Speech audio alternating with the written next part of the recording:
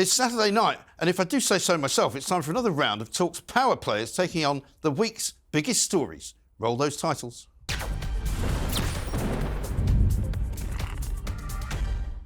Hello and welcome to Clash of the Titans with me, Mike Graham. We've got Alex Phillips in for Julie Hartley-Brewer. We've got James Whale, he's in for Jeremy Kyle. Kevin O'Sullivan's in for himself. I mean, it's just you and I.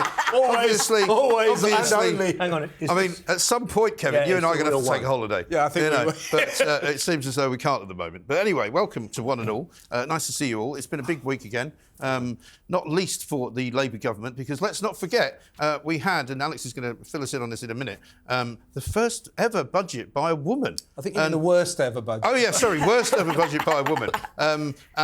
You'll remember, of course, Dennis Healey back in the day. I am that old. In the 60s, so am I, I'm afraid, when he said, listen, the Chancellor's job's not for a woman, It's definitely not a woman. Did he say that? He did, yeah. And he said, we can't be having any of that. Shortly before he had to go cap in hand to the IMF because he'd made such a cock up. But surely women handle finances much better than She's totally crapped all over this whole idea that there should be more women in STEM subjects. Yeah, Do you know she has. She can't add up. Well, I mean, I was saying this earlier, that, they say it's giving hope to lots of young women and girls who are watching Rachel Reeves, because I'm thinking to myself, because if somebody that useless can get to be Chancellor of the Exchequer, there's hope for everybody, isn't there? But let's talk about Keir Starmer as well, because this week, we do, I'm afraid. This week, it was another terrible week for him. He had, I don't know if you've ever seen a graph that looks like this, but that's basically his approval rating going like that. And they had to build it especially further down so it could go further down. He's gone bigger frame. make it bigger. Shoot it vertically. He went from +5. He's now on -31 or something like that. Minus 39. He's gone down 49 points. But there's a question that everybody has to ask. Yeah. Why did they vote for this moron? No one did. Well, not He very won many by people. default because half the blooming country didn't vote at all. Change. Half the country didn't vote at all. Self-service. It was something like about 30% of people voted for him. Yeah, it's only 20% of the 70% population. of people didn't. Yeah, right. That's the problem. But So we need to change our voting system. Well, I think change if in this Reform case. got twice as many votes as the Lib Dems, I never understood the point. They got slightly more than the Lib Dems, but they only got 5 seats. A lot more than the Lib Dems. But you know what? I mean, you'll know this better than anyone. I mean, the Reform guys will get better at targeting seats because they didn't really get around to doing that properly, which the Lib Dems did very well. They asked the Lib Dem game. Yeah. So he was on 11 points plus positive on the election. He's now 39 points down in negative equity. Well, I don't know, by the time this goes out, I'm pretty sure I could be down to about 50 down, But we all know that one of the reasons is his policies are dreadful. Yeah. I mean, the axing of He's winter He's fuel no allowance good. was just ridiculous. Yeah, he's no good. How do we get rid of somebody at this stage? But this is what we also ought to consider. Why is this guy quite so unpopular? Yes, his policies are crap, and he deserves it. But it's also that he's an extremely unlikable automaton. I'll tell you what it is. With little shark eyes. He's a dislikable He tells lies a lot as well. He hates us. We were talking about this before the break. He's unpopular because we know he hates Will he us. come on this station? Two-tier Keir. He's never been on as far as I know. He came in and did an interview with Chris Evans once. Have you ever met him? Yes. I met him here. I met him. He's very short. He's much shorter than you think, and he's very dull. I met him at a party, and they were talking about how they've been out. Lord Ali. No, but he's Lord Ali's mate. You want to talk about Lord Ali? I'm not sure how dull he is behind the scenes. I cracked a little joke at him, right? And he just didn't. Nothing. He's got no emotional intelligence. He can't connect with. He's got no intelligence of any kind. No, I agree. I think genuinely he's a bit dense. Yeah. And by the way, a little bit of hot Westminster gossip. This is getting serious now. Yeah. Rod Liddle told me this last night. Thanks for giving away the source. A journalist never reveals his source. It was Rod Liddle. Seriously though, serious gossip in Westminster that Keir Starmer has already had enough and is going around telling people he doesn't think he's up to this job. Yeah. Well, I can confirm that that's true. He's entirely correct about that.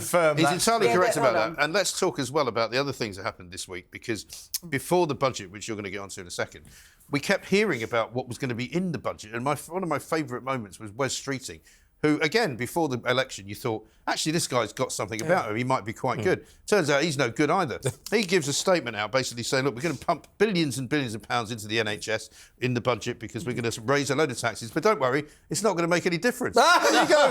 What are you doing? Much we knew. It's the money pit. What are you doing it for? No point. I mean, I'm in and out the hospital, as you know, all the time. There is no point in putting more money in the NHS until the management are changed. Exactly. The doctors, the nurses, the clinicians are doing a brilliant job, but the management are so politically 3,000 middle managers who aren't medically qualified at the NHS earn £100,000 a year or more. Some of them are on things like £500,000 a year. So if West Streeting wants to reform the NHS, here's an idea: sack all of them. Yeah. It won't make any difference. It won't make any difference at all. And every time you turn around, if you want to look for the jobs, you can find them very easily. You know, diversity coordinators, social media editors, all sorts of jobs that they pay a lot more to. They've got 800 diversity officers. Costs £40 million. What's a social media coordinator? That means somebody who knows. Somebody who sends out tweets from Guy's Hospital.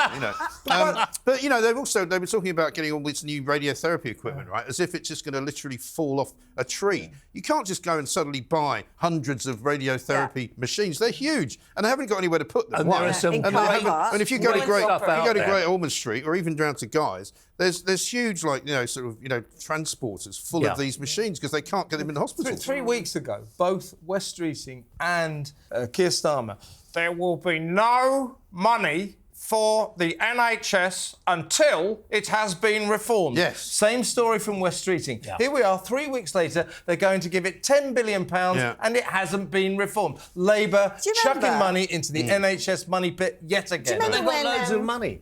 They've got this £20 billion black hole, which really doesn't exist, or they wouldn't have given all the pay rises to everybody. They're wasting our money. Sorry, Alex. I was going to say, do you remember when Sir Keir Starmer was asked, would you allow, relatives, if they were hanging by limb and about to die and they couldn't get in front of the NHS, he said no, didn't he? Go private. He said no. But you know what? I can well believe him. He would let them die. This is the point. So going back to his character, I think we need to dig more into. Come on, we need to dig more into this because when we had Boris Johnson as Prime Minister, didn't the lefty press enjoy saying, he was in the Bullingdon Club and he's a perennial liar and all of his love children and he couldn't control this. His character was absolutely roasted by the leftist media. And yet we're not doing this for Keir Starmer. And I think it's about time. Yeah. Because this man... we do it, to be fair. This man, and I think this is not brought up enough because this is mental, this man finished university and thought, I'm going to go to a Soviet workers' camp behind the Iron Curtain being run by a Czechoslovakian spy. Yeah. I'm basically going to go work for the USSR and train up there. Yeah. And then he thought... we worry about Boris Johnson being in the private members' club. What we have to remember is this. The people of this country liked Boris. And because he's the sort of bloke you'd like to have a drink with in the pub and hang around with. And this is what we're missing. We've got all these bloody socialists, and they're in a level where I don't want to mix with them. They're not funny people. They're not funny. I don't care if Boris Johnson's had affairs. I don't care what wallpaper he put up in Downing Street. I don't care what sort of clubs he's in at university. I don't care. What I do care about is the man who was running the country in the Cold War was working and being trained up by the enemy of the West. You think about that. That's massive. But also, what about all the other people that he used to defend when he was human rights lawyer? They always say, he just had to pick up the first case that was at the cab rank. Wrong, incorrect. He didn't have to defend the IRA guys. He didn't have to defend, the Muslim Islamist terrorists. He didn't have to do any of that, but he did. He chose to. Think about what you just said about Keir Starmer going to when he's 23, he goes to a communist work camp in Czechoslovakia during 86, in the height of the Cold War. Yes. And then you think of this story that only emerged yesterday that Rachel Reeves has taken down in the Chancellor's office at number 11 Downing Street. It's taken down a portrait of his predecessor, Sir Nigel Lawson. Wilkinson and replaced it with somebody called Ellen Wilkinson, who's one of the founder members of the British Communist Party. Yeah. Who are these people that we've elected? Who are they? They're not Labour. These people are Trotsky. We spent decades fighting communism, decades. Now we've just voted them in. And I think there should be massive alarms going off right now. They're commies. Massive alarms. You see, I'm of the age when we were getting little messages sent round that if there was a nuclear bomb dropped, we had to hide under the kitchen table. Yeah. And then we got a I remember doing drills at school. It's all right. It's all right. When that happens, so Keir Starmer's got Lord Ali's house to go to. And he's got a very nice table, apparently. But we won't go into that, obviously. Over to you for the budget news. Well, actually, if you were talking about bombshell. talking about communists... Before the police come in and arrest us. Let me paint a picture now of the USSR. Beautiful picture where every town and city had a statue of Stakhanov. Now, Stakhanov was this emblematic man who apparently had the biggest yield in a... He used to work hard in the factory. In his work camp. Wasn't a tool maker, he had... was he? No, I was going to say he had tools, a hammer and a sickle. He had the hammer and the sickle. Right. And this statue was everywhere because he was a worker. But isn't it funny? We've elected a communist and what they bang on about is we're going to look after workers. Well, who are these workers? Right. According to the budget, it ain't anyone who works. That's for sure. No, you have to have a pay slip to be counted as a worker. If you apparently. dare to succeed, if you're a business that employs more than 4 people, you've got to pay tax on employing those people.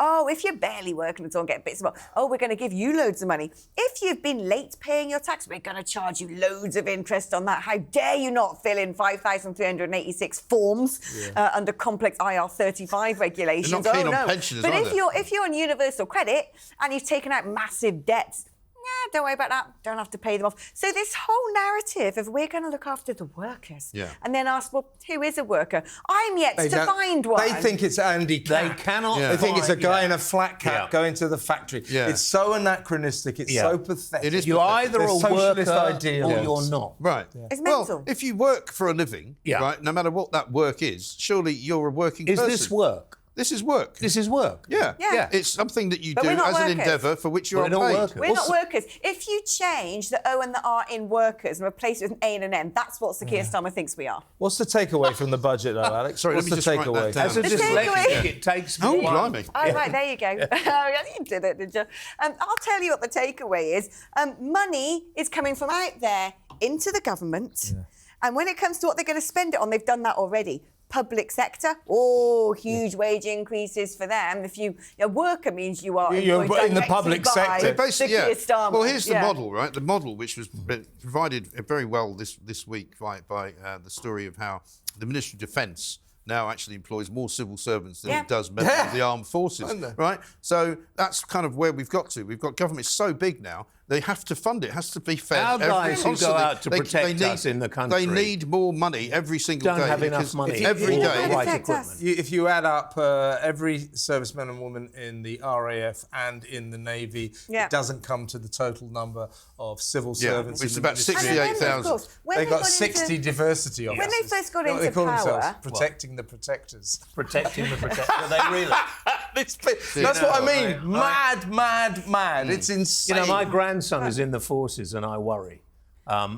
He loves it. He wants to do his bit and that's great. A lot of young people don't.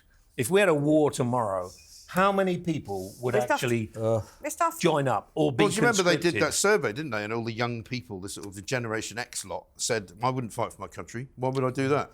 You know. We're stuffed. What about the I'd have to Defence get off the Secretary saying, "Oh, by the way, if you fancy having a war with us, we can't fight. We haven't got." I know, it's just mad. The bad things that come out of the mouth. If you want to invest here, don't. No, we're terrible. Why- But this is the other look back- thing. Look back to the King's speech, right? This is what you got to do because they made very clear their intent as the government in that King's speech. And the main things that they announced is we're going to fill the country with windwalls and go down green energy really hardcore. Windmills, everybody. You had Ed Windmills. Miliband strumming his ukulele in the middle of a field. That's not what you think it is. But then he's announced, I'm going to buy up British Energy. I'm going to buy this, but very communist, that everything state controlled. Yes. And then you've got here, Sir Keir Starmer announced all these different Skills England Council, I counted 11 different, one might call them quangos. In communism, they like to call them bureaus. Yeah. I They mean, are all quangos, basically- aren't they? Do you not worry, basically, we are Alex? now They're not elected, these Soviet people. Bulgaria or something. Alex, do you not worry that there are going to be a couple of coppers waiting outside?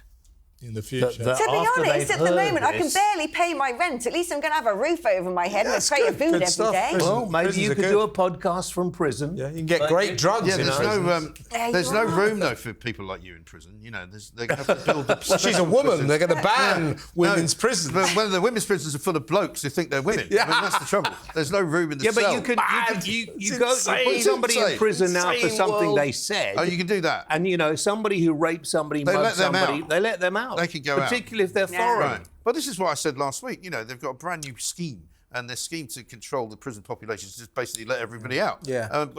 We're probably another couple of weeks away. The next thing is going to be, it's not a policy I'm pretty much against, is turning all these prisons into workers' camps. Yeah. You're a bit obsessed with the workers' camps. Maybe you should start one. Why don't you just start one? There's money in it. There's maybe money in it. I mean, you could boom industry. You could be the Serco of work camps. Because then, imagine you could get all the migrants going in. Idea. I've had an idea. Okay. It's just flashed in my head. Go on. Okay. All these criminals, and that's what they are, who come here in rubber boats. They're criminals. They're not irregular migrants. They're criminals, yeah. Well, why don't we have a workers' place? I just said that. And they for ages. go and clean up the roads. Yeah, imagine you wouldn't get on a boat if you had to be part of Keir Starmer's chain gang, would you? No, exactly. That would change your mind pretty quickly. No 4-star hotel for you. No, you're going to stay in a hangar down Mr. McCleary's farm there and pick some fruit, sunshine. And pick some fruit. Yeah, I'll tell you sweep the roads. Suddenly working for Danone in Cameroon might suddenly be more appealing. Or whatever it is. Any news on the Border Security Command? Any evil people smuggling gangs? Yeah, they haven't smashed the gangs. But up in Runcorn, they're doing a pretty good run on smashing the hell out of the constituents. Oh, yeah, that's right. Anyway, don't worry. Stick around, folks. More to come here on Clash of the Titans. The race for the White House is Trump's to lose, and more on those pesky e-things clogging up our streets. That's all after the break.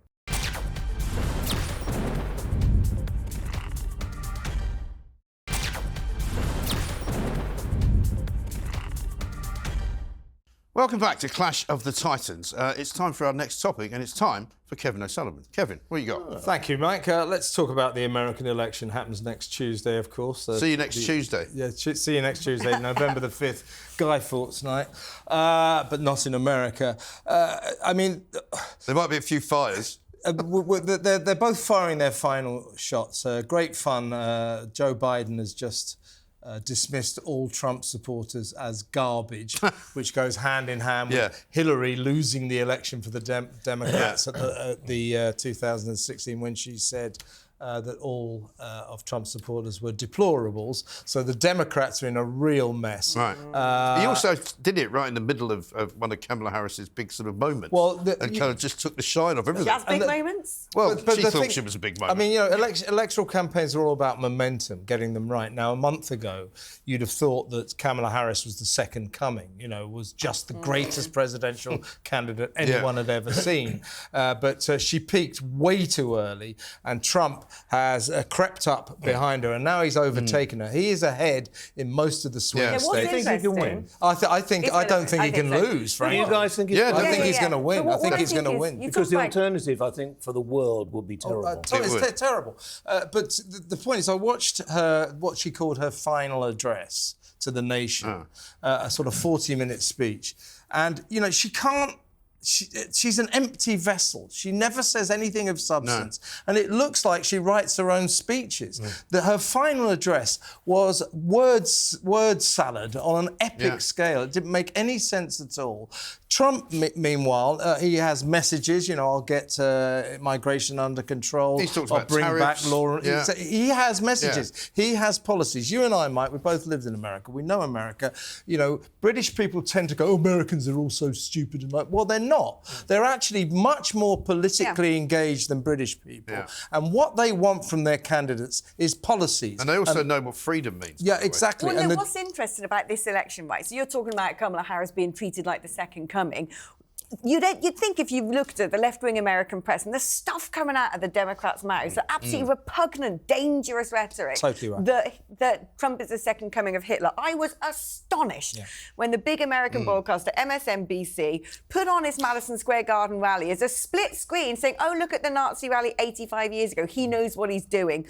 And it's amazing now. Some of these big people, Jeff Bezos, now in charge of the Washington Post, was bought it, said, do not back her. Yeah. They've realised that this has gone bad. It's gone on toxic. 2 things about Kamala Harris. First of all, Barack Obama always told the Democrats, don't put her in as our candidate. He preferred Biden to her. He said she will lose. But now he says that she's great. Well, he's got to say that because he's a Democrat, but he doesn't believe she'll win, and nor do fewer and fewer people. Because if you remember, here's the thing: Frank Luntz, who is seen as the soothsayer of American politics, always calls the elections right and never got one wrong. Until 3 weeks ago, he was saying, "I think Kamala might edge it." What he's now saying is, the moment she started resorting desperately to calling Trump a Nazi was the moment she lost the election. Frank Luntz now says Trump will win and you can back him. But the Americans know the Democrats have lied about Joe Biden's health. They lied about the Russian interference with the election. Now they're saying Donald Trump is a Nazi, a dictator. He's a tyrant. He's going to throw all these people in prison. Americans aren't that thick, unless you're one of those mad ones with the short fringes and a placard. They're not that thick that they're listening to that going, this is true. Yeah, also the sort of moderate Democrats that I speak to, because most of the people I know over there vote Democrat largely, they're not happy about her at all. And they don't like the fact there was no primary, the fact that they didn't get a choice about picking a candidate, and a lot of them are saying we're just not going to vote because you can put nothing in the space where you're supposed to put the X. Comedian who was rude, Andrew Hinchcliffe. Yeah, has he really damaged Trump? No, I don't think so. No, that rally. That's what caused the that garbage rally thing. at Madison Square Gardens, which they say may well be Trump's last ever rally because he's not doing another one in this campaign and won't need to do another one after that because he may well be president, was an absolute triumph. They were queuing around the block 7 hours before the doors opened. It was a triumph. So, going on about some comedian who made a joke about Puerto Rico being garbage, it didn't even dent All Trump. this idea, this side of the pond and that side of the pond, that you can't say that, you can't do this. Oh, confected insult, it's gone. Because they are. Well, you know what it is? It's a good question, that, because it's happened here, and I'll tell you why. It's because all the people who now go into media jobs have come from middle-class backgrounds, not working-class backgrounds anymore. They used to be the sort of local reporter who came up through the ranks, went to journalism college, didn't go to university. They've all been to university. They've all got degrees in something or other. I'll tell you, and they've been poisoned by the intellectual. But we don't take lefty. any notice of them. Well, we don't, because we know better. But we know better. But this is the thing. So ask yourself this. This is what's happened, right? In order to get to those positions, in order to get high in the TV industry, in order to get on in the civil service, in order to get a promotion at your school in the staff room or whatever, be a lefty. You've got to tug your forelock and obey these unwritten rules. And so people have done it so long they gaslight themselves. When did socialism ever it's on the work? turn now, isn't it? It's on the Trump. It is. Look, we're the only country of some mad socialist in charge in the Western world. Trudeau's going to be gone. We're just going to be the last man standing. We're the only idiots on the face of the earth who have lurched just leftwards. elected. Every other country is going gone. right, and that's why Trump will win. But Alex is right, though. It's that sort of middle class, middle-aged and young, unfortunately, who've had time. Look at all the demonstrators, the anti-Jewish demonstrators. A few years ago, they'd be locked up. And they all think, by the way, that Donald Trump is a Nazi. And that's who she thinks she's appealing to. And last time, she's wrong. Can anyone remember Donald Trump setting up concentration camps, causing the Holocaust or anything like that? It's a ludicrous claim. Sky News over here. I mean, last night I was watching it and they go, America's first female president. No! And then going around interviewing people to confirm that Donald Trump was indeed a Nazi. It's just ludicrous. Did you see her policies for black men, right? Kamala Harris's policy. So patronising. I was sitting there going on my ex, doing my doom scrape, whatever it's called, and there it was, this sort of meme thing, this tableau going, these are my policies for black men. We're going to legalise weed because black men like selling weed. We're going to hand out $1,020,000 loans that are totally forgivable. And I was like, that's got to be a parody. She is from California. We must never forget. But you know the problem. Don't ever elect anyone president from California. Imagine, the problem with this Obama's is, backing this stuff. On our part of the world, whilst Putin is building up his forces, getting North Korea to come in and join him, we're ignoring what's happening over there. It's on our doorstep. And if flipping heck, if we get Kamala Harris as a president of the United States, And now you're right, Joe. We're on a knife edge. Weak Prime Minister. It would be dreadful. We're on a knife edge. It would be dreadful. We're almost out of time. We need Trump to keep people like Keir Starmer. Yeah, that's true. Really do. That's true. Because he can't just be told what to do by his missus. Let's face it. James, over to you. You've got something. Oh, right. Okay. Your turn. Well, I'm not really doing anything as a guest on your programme as important as what we've been talking about, but it's something that makes me very angry. Yeah. Now, I don't think I would ever go back to behaving like a Labour MP and hitting somebody. No, but that would be wrong. I have been tempted to people in a debate about the winter fuel allowance. That's how I ran the policy home, isn't it? Well, yeah. I got my letter the other day saying I wouldn't be getting it anymore. Yeah. Have you got yours yet? I'm too young for that, Oh, James. yeah, of course. But e-scooters and bikes generally, but e-scooters in particular are beginning to annoy me. Yes. So much so that I want them banned. I want them taken off the road. They should be banned. And these gormless idiots who ride them in the middle of the road in a very busy place when there are roadworks and everything else. They don't give a stuff one way or the other. James, they don't. James, I've got some really bad news for you, Sunshine. No. What? So TfL, Transport for London. I thought it meant something else.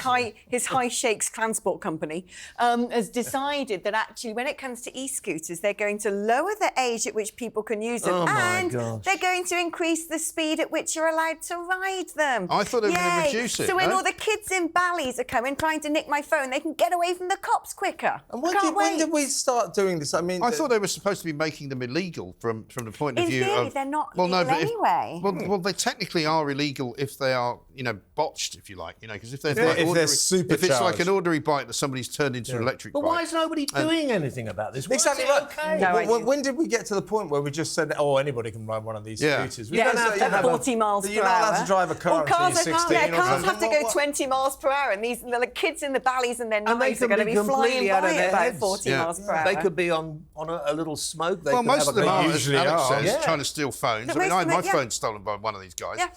Just was gone in like 30 seconds. That's what is so scary. Can I just say, this is what's so scary for women, right? Because it's the most people who are being mugged for phones and stuff at the moment, 75% women, because you're less likely to react. You're sort of, weaker, if you will. And so, great. Let's just make the age lower and put the speeds higher.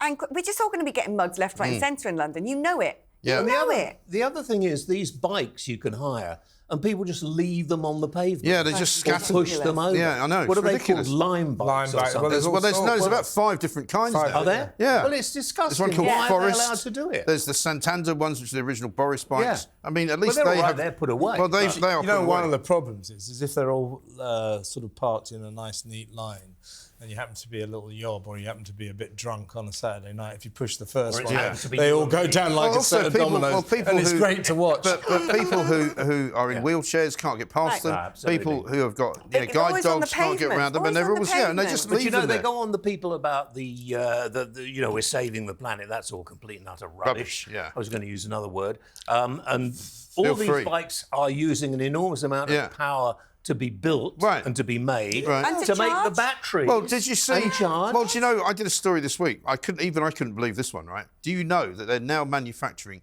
electric bin lorries? Right? I'm not joking. And councils up and down the country are buying electric bin lorries. You know how much they cost? Go on. £550,000 each. Right? Yeah. They're spending millions and millions of pounds. Right? Bad news is, 2 things are wrong with them. One, they've got this giant lithium battery, and one of them went on fire the other day, and they couldn't put it out. They couldn't. No, because you can't.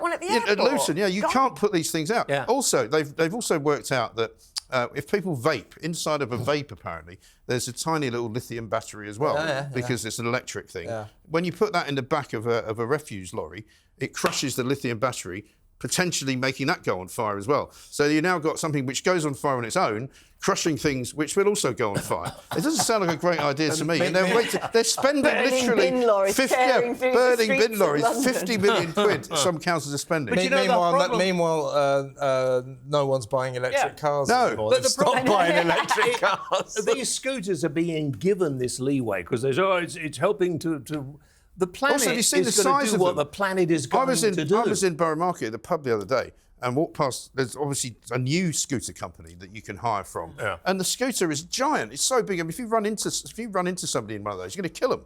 It's that big and heavy. Have you seen any of these videos online about what some people do as well? They have their e-scooters. This is, again, largely women being the victims of this. Not that I'm a Me Too movement person, but I do get my knickers in a twist over this stuff because crime against women just doesn't matter in this day and age. Right. But what you've got now are gangs, largely from Eastern Europe, who will get on these e-scooters and see a woman in a car by herself and put the e-scooter in harm's way and go, oh, and fall off That's on the right, road. that's right, they're staging the accidents. And then they turn around and go, personal injury, this, that and the other. I've had loads of people messaging me saying, my 70-year-old mum driving her car, you know, kid on an e-scooter goes, oh, I've fallen off. And then she gets out, are you okay? And do you know what he did? Went in, nicked the car. When are we going to take control of our country? Took the car. Took the car, and I've got another one where someone nicks the handbag. It's shocking. And you know another thing, you should be aware of these people with the food delivery packs on their back. They ain't delivering food. They're using those as a cover to nick your phone. Yeah. Oh, yeah, but also, most of them are not delivering food. No. That's part of the underground drugs network, taking all the cocaine to the, I don't know. It is incredible. It is to the middle incredible, isn't it? classes. Dope Deliveroo. Yeah, it is. Well, they say you can get cocaine delivered in London now faster than you get pizza. I mean, it's unbelievable how this has happened. I mean, even just 10 years ago. Better value as well. 10 years ago, it wasn't like that. I tell you what it is, one word. This whole business of actually... That's it, done it all. To get back to immigration being the problem here, an awful lot of the people that they arrest who are illegal migrants are working in these food delivery companies, right? Because people like us are going to be called racist. Oh my God, do you know what happened to me yesterday? No. This is really weird. What happened to you yesterday, Alex? I was going to meet a mate. I've always got something that's happened to me. No, I was going to go meet a mate, and I ordered an Uber. And looking on the app, Uber turns up outside my house, and I've got a tiny little street. It's a one-way street, so you don't have a car there parked randomly. Yeah. So I come out, oh, there's my Uber. I get in it. I get in the car. Guy doesn't really look like the driver, but I'm like, well, maybe he's, shaved his beard or something, or grown a beard. Anyway, there's this guy on a loudspeaker on the phone. Have you picked up the passenger? Have you picked up the passenger? And I thought, that's a bit funny. That don't normally happen with Uber. And I thought, well, maybe it's his friend. He's on the phone to on loudspeaker. So he hangs up the phone and he starts reversing out of my one-way street and going down the road. And as he's driving halfway down the road, I'm like, he's like, where are we going? And I'm like, you're an Uber driver. It's in the app. He said, no, give it to me now. Give me the address now. I'm like, it's in the app. And he said, no, I need to get the address now. And so the traffic was slow. So what, he slows down to try, and I got out the car and ran. Well done. I don't know what has gone on there, but this is what I mean. This is scary. Get back control of this country? I don't know. When are the police going to start doing their jobs properly? I don't know. When are we going to stop being worried about whether we need stop and search? Best thing ever. And also, we need to realise that the problem of this world, and I hate to say this because I'm going to get really into trouble now, but the problem with this planet, I don't really, this planet is overpopulation. Yeah. Overpopulation. That's it. But all these decisions, like the migrant crisis, all these decisions being made every single day, all this mad work, it's insane. This is what worries me, that so many decisions that are made by people in power are absolutely barking mad. They make no sense at all. And it's all spinning out of control. And this is now, I think, the first time ordinary people are starting to wake up to it and going, do you know what? We're not in control of any of it. It is spinning out of control. None of it. Which is Exactly why when there were, 300,000 ordinary people on the streets last weekend, it didn't really make the main news. No, I mean... Oh, you mean the gathering of the far right? Yeah. Well, there were little old ladies, children, women... people in wheelchairs, people in buggies. They don't like reporting it. Anyway, that's it from us on this week's Clash of the Titans. You can catch us throughout the week on Talk. And remember, subscribe to hear even more from all of us on Talk's YouTube channel.